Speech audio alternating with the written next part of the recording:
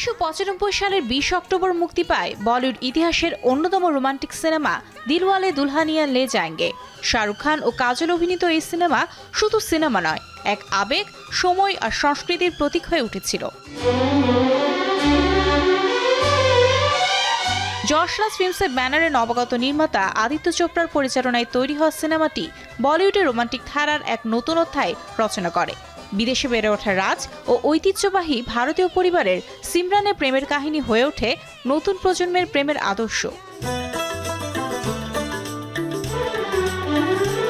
চলচ্চিত্রটির গান, বিশেষ করে তেরে লিয়ে হো গয়া হে তুঝকো তো প্যার সাজনা কিংবা রুক যাও, আজও শ্রোতাদের মুখে মুখে। আমরা যারা 90s কিড, তাদের কাছে ডিডিএলজে মানেই ভালোবাসার প্রথম পাঠ। এখনো বছরে একবার করে দেখি।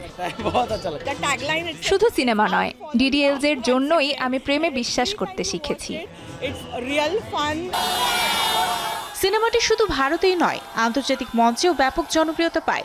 লন্ডনের ট্রাফালগার স্কয়ার হোক বা নিউ ইয়র্কের টাইমস স্কয়ার, রাজ সিমরানের নাম পৌঁছে গেছে বিশ্বজুড়ে। একটানা 25 বছর মুম্বাইয়ের মারাঠা মন্দিরে প্রতিদিন সকাল 11টায় চলেছে এই সিনেমা। এমন ঘটনা বিশ্ব চলচ্চিত্র ইতিহাসেও বিরল। ডিডিএলজের আসল কৃতিত্ব ছিল তার সরল অথচ আবেগপ্রবণ গল্পে। সেই সময়কার যুব সমাজ যারা পশ্চিমা সংস্কৃতিতে বড় হচ্ছিল, তারা প্রথমবার দেখল ভারতীয় মূল্যবোধ দিয়েও প্রেম করা যায়।